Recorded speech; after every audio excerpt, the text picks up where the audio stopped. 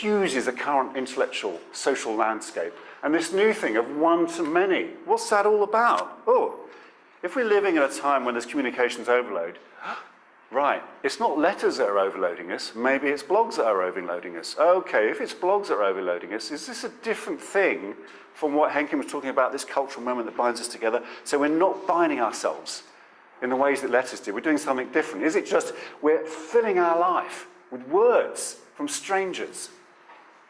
Is that what communication overload is all about? Now, what are blogs? I'm particularly vexed by this subject at the moment. And this is a marvellous book. It's a marvellous book. I would recommend anyone reading it. When blogs, one of the properties, one of the nice things about being able to do a keynote is I can ramble, and I've got a little perambulation around the topic. In my world, my corporate world,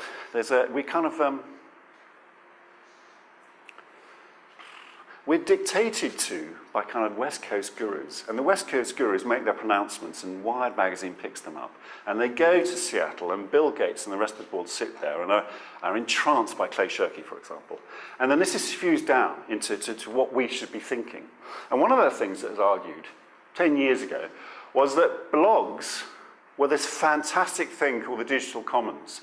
And that with blogs, people's true meanings, true understandings could burst forth and break asunder the artificial constraints of organizational rigidities, institutional limitations. That with blogs, the truth will out. That with blogs, you can break asunder the conservatism of institutional journalism in the New York Times and the Washington Post. And that with blogs, at last, you will have the truth. Now, if this is the case, one of the things you could reasonably argue is that what blogs are freely articulated thoughts, expressions, descriptions of how the world is. And as an ensemble, they're the picture, the best, the accurate picture of what's going on. They are, if you like, newspapers without the viciousness of prophets, editors, monopolists controlling the newspapers. That's what they might have been.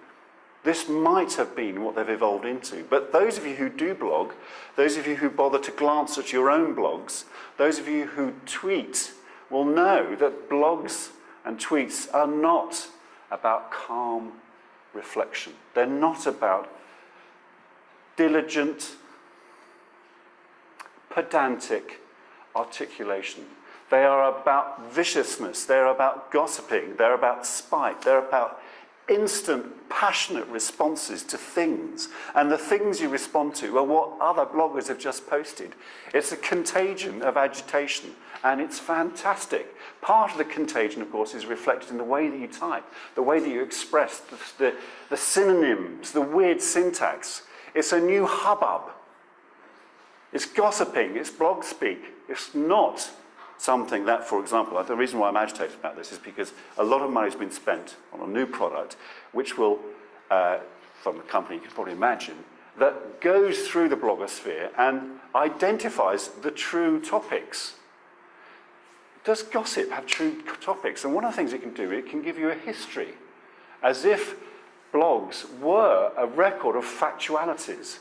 So you want to see what the facts were. But blogs are just the gossip. The property of yesterday's gossip is it doesn't matter. It's today's gossip that matters. So all this new engine is completely missing the point. The new engine is based around the idea that blogs are this free journalism. It's not. It's something different. Now, when I use these sorts of words, I am alluding to something, and I'm going to come back to, which has to do with who wants to gossip? Who wants to listen? Why do you gossip? When you gossip, what are you doing? Are you just saying, I have a bit of a tidbit in my mind? Let me whisper. Or are you doing something else? Are you making a relationship with that person you gossip with? Are you tying them to you in a little intrigue? Are you making a social bond? Are you doing something which is like what a letter does? When I fantasized about writing letters to girls at university, I hoped they might want to spend time with me. When I blog and I have someone read my blogs, I'm fantasizing that I'm making a little relationship, a tie. It's not erotic, but it's a tie of gossiping. It's a social bond of sorts. I'll come back to that. It's an important lesson.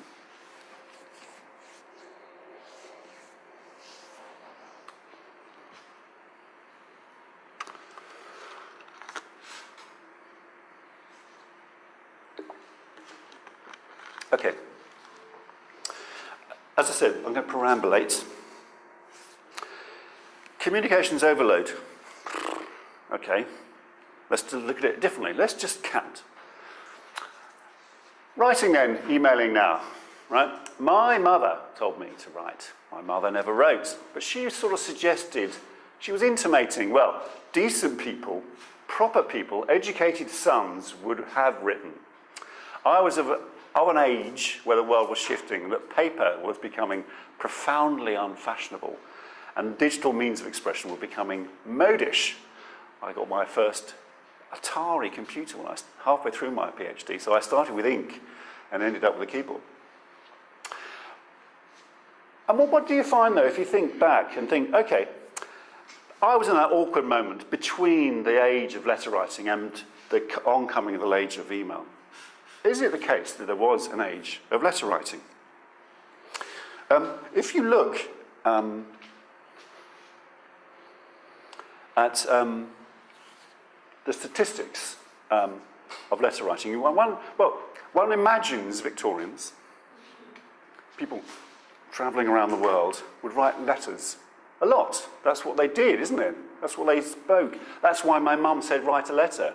She was sort of intimating there was a time when everyone wrote a letter that sons would write twice a week, maybe 3 times a week.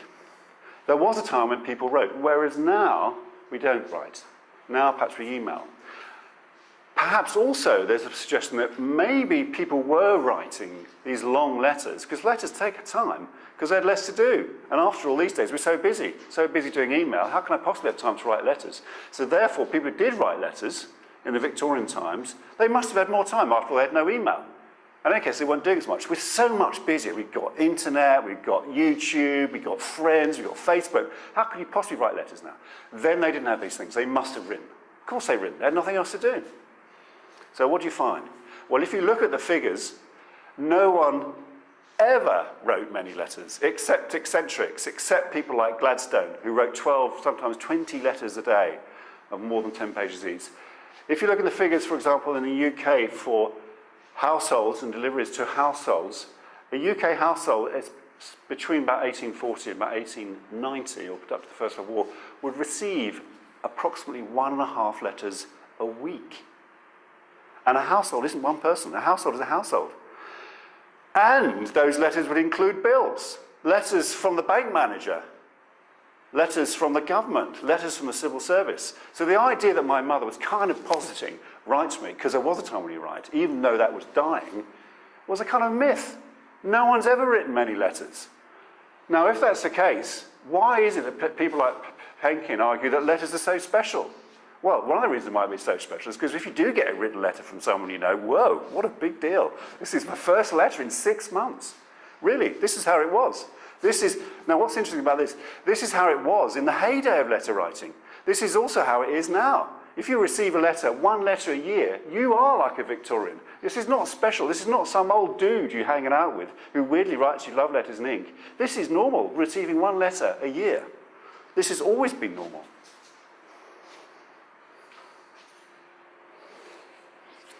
Right. I've alluded to the fact that time then, time now. They had more time then. Oh, okay, let's have a look and see how much time we have. This is from data we took from British government's survey called Household Survey, and it gets people to, I mean, it's a real hassle, this. Gets people to fill out forms to say what they're doing. And the time measuring people, particularly the sociology people and the economics people, love this data. I don't know if you can see it at the back, but what is interesting about this is that in the book I make a little contrast between what used to be and where we are now. This is just where we are now. What's interesting about this contrast is that people used to spend way more time working, way more time working. So the idea that they had more time to write letters seems a little bit contradicted by the evidence. But leaving that aside, what's interesting about today is, if you look at all those things, a large proportion of the things you do are things you can't not do. Like you can't not DOS, right? You can't not eat. You can't not clean yourself. And then it also, how little time out of the day we spend labouring, paying, bringing in the bacon, so to speak. And then how much time do we do doing chores? God, living at home, what a pain in the arse. I spend more time doing domestic work at home than I do at work, working. How's that deal work? And I spend time travelling. So I have quite a lot of free time. And then if you look at the free time, what's interesting, it's got a dramatic, are some of the paradoxes that you find. It turns out, if you're well educated, if you have a PhD, you're much more likely to consume your free time doing extra work than if you're uneducated. So the moral is, don't get an education. If you want to have a good time, don't work hard at university. But what you also find is that even that curious thing, so that caused a bit of a stink in the sociology literature, because the sociologists like to think it's the labouring classes that suffer, when it turns out, if they do an analysis, it's the professional classes themselves that seem to suffer. And of course, they don't like to admit that. And also, it's kind of weird to say that the professional classes suffer, because what's their job? It's not, my job is not exactly one I suffer doing. But anyway, teenagers and adolescents and 20-year-olds, if you look at the figures, again, this is in the book, spend a fantastic proportion of their free time chilling out, hanging out, being on the internet. A fantastic amount of time. But who are the people complaining about communications overload? Do any of you know of any teenager that complains about having not enough Facebook postage time, postings, not enough SMS messages, not enough email? The people who spend a lot of time using their lives, filling up their time with the business of expressing, are not the people who are complaining about the overload of expressing. It's people like me who don't have a lot of time, don't find, one of the reasons why I can't spend a lot of time on the internet is because, as it happens, I'm a father, so I run around looking after my teenage daughter's litter while she Facebooks, but that's another matter. Interesting paradox then. People are complaining, my world, my colleagues, those geezers, those dudes, are not the ones that are sucking up their lives with expression. The people who are don't seem to complain about it.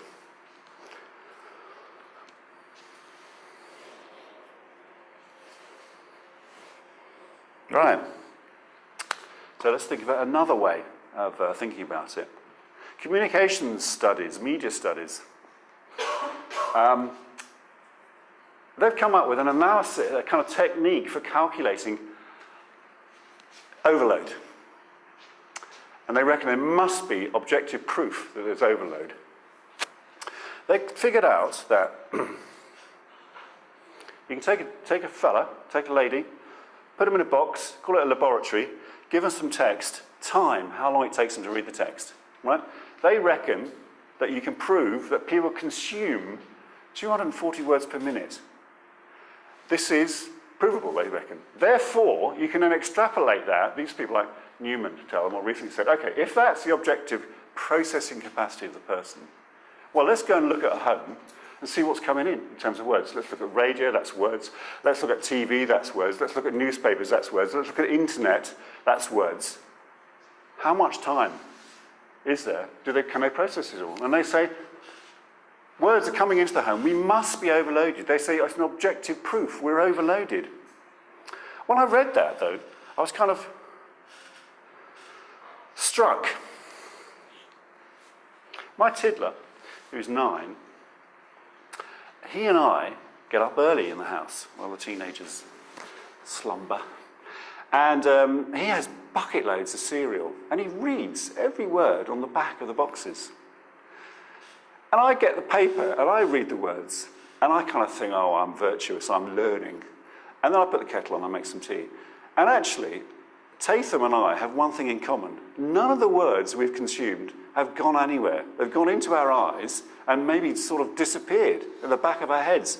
When I read before a cup of tea in the morning and when Tiddler reads the cereal packet, he's warming himself up. I'm warming myself up. I'm teasing myself with the prospect of, oh God, another day.